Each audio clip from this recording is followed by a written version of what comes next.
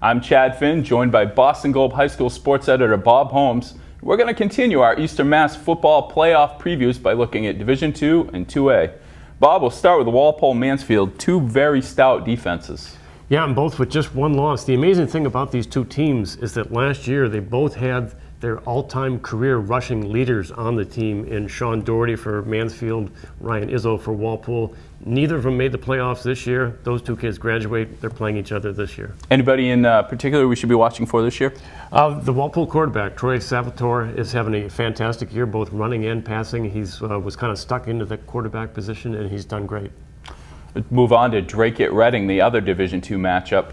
Dracut got 22 touchdowns from Chris Malonis, but it's his teammate Matt Silva that everyone raves about. Silva had 24 touchdowns passing, another 12 on the ground.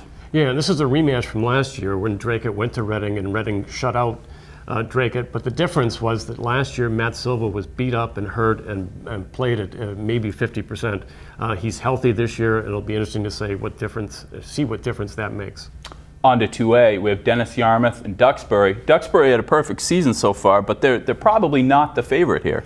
They aren't, but DY is a really, really talented team. They have one of the best quarterbacks in the state. But Duxbury is undefeated. They play some very good teams.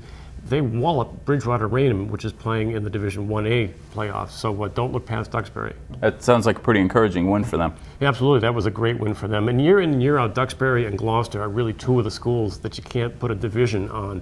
They're good no matter who they play. Yeah, it's a great quality to have. Absolutely.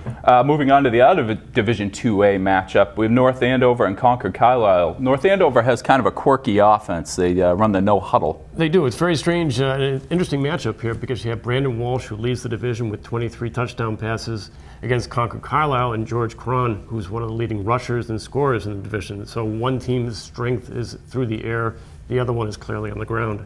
So there you have it, the gospel from Holmes on Division 2 and 2A. I'm Chad Finn. Thanks for watching The Huddle.